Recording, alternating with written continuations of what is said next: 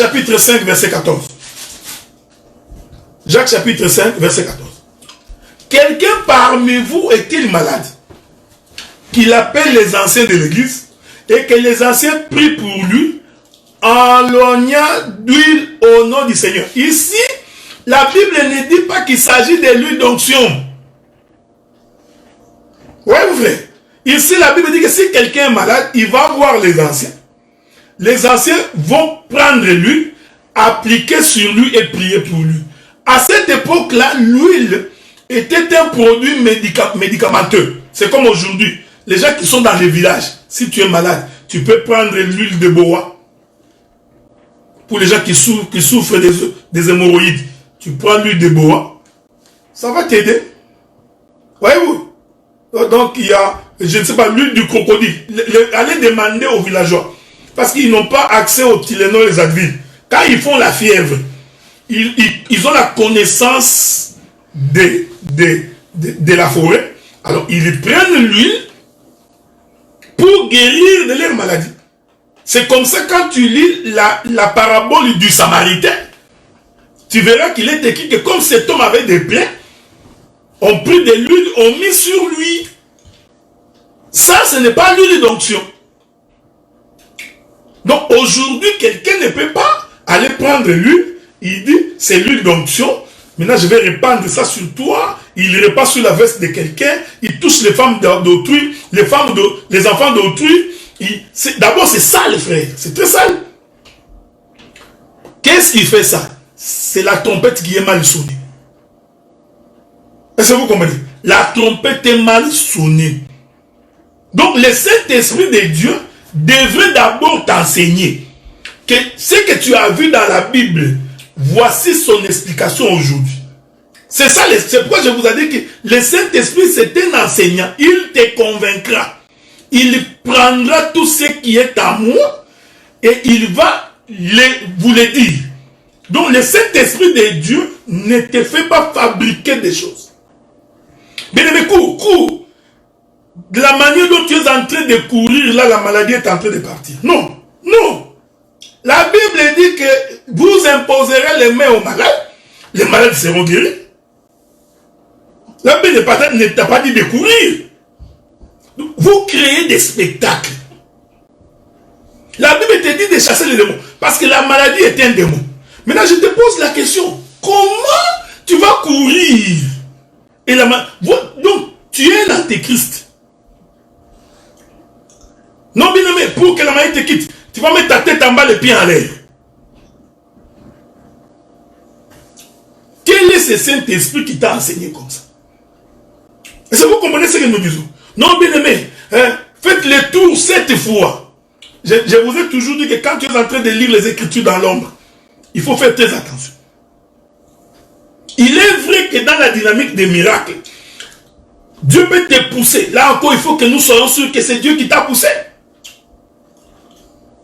Bien aimé, cours. Tu vas voir les mamans, les papas, tout le monde sort de l'église, ils courent partout. Les gens sont en train de courir partout. Mais c'est normal, si tu as la fièvre, tu cours. Tu vas transpirer un peu, tu auras l'impression que la fièvre est finie. Mais dès que tu vas rentrer à la maison, la maladie va continuer, non? Dieu a dit, vous chasserez les démons. Vous imposerez les mains aux malades, les malades seront guéris. C'est ce que l'Écriture dit.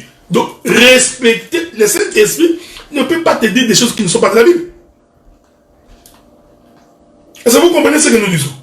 Donc, les gens sont en train de faire des choses aujourd'hui. Et c'est ce qui nous empêche de venir au rassemblement. Parce que le son de la trompette est confus. Et comme le son de la trompette est confus, voilà pourquoi le peuple traîne pour venir au rassemblement. Il ne sait pas est-ce qu'il faut aller à gauche ou il faut aller à droite. Pourquoi?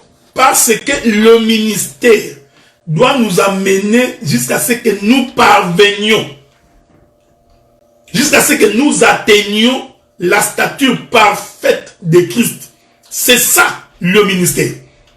Mais les gens sont en train de faire aujourd'hui des choses qui n'ont aucun rapport avec les choses de Dieu. Oh non, bien aimé, va acheter de l'huile dans un magasin, on va prier, tu vas commencer à appliquer ça le matin, à midi et le soir. Mais tu es en face d'un féticheur. il est en train de t'envoûter. Est-ce que vous comprenez? Non, prends ce petit morceau de bois. Même les gens qui prennent la Bible avant de dormir, non, prends ta Bible, mets sur ta tête. Quand tu dormiras, les démons vont fuir. Mais vous avez ramassé ça où? Mais c'est du fétichisme. Parce que toi, tu crois que ta Bible, tes papiers d'imprimerie, tu crois que c'est ça la parole de Dieu, vraiment. Mais allez poser la question aux imprimeurs. Ils te diront qu'il y a des papiers qu'ils ont ratés, ils ont jeté à la poubelle. Est-ce que vous comprenez ça? Donc, les gens adorent les spectacles, ils adorent les sensationnels. Non, frère. Quand on a la puissance de Dieu, il suffit de déclarer. Comme il y a la puissance dans la parole, Dieu va accomplir sa volonté par la parole. Mais cette parole doit être conforme aux Écritures. Est-ce que vous comprenez? La parole doit être conforme aux Écritures. Maintenant, vous trouvez la l'église. Sautez, sautez, sautez, sautez, sautez, sautez. Sautez, sautez, sautez, sautez, sautez. Tout le monde est en train de sauter. Vous sautez pourquoi? Vous sautez pourquoi? Bien-aimé, vous allez prendre tous les morceaux de bois. Quand tu es en train de casser les morceaux de bois, quand le morceau de bois est en train de crier, de la même manière, tu es délivré. Oh, oh, oh, oh, oh, oh, oh, oh, oh. Un morceau de bois, tu as cassé, tu es délivré. Alors que la Bible est claire, que c'est la parole de l'Éternel qui délivre. Je vous avais dit, frère, vous savez, les gens n'ont jamais compris les Écritures. Donc, délivrer ici, hein, la parole délivre, ce n'est pas que, bien-aimé, sors. Non. C'est-à-dire que quand tu comprends la connaissance de la parole, comme cette parole a la puissance en elle, cette parole doit créer en toi une nouveauté de vie. C'est ça ta délivrance. C'est ça même le pardon.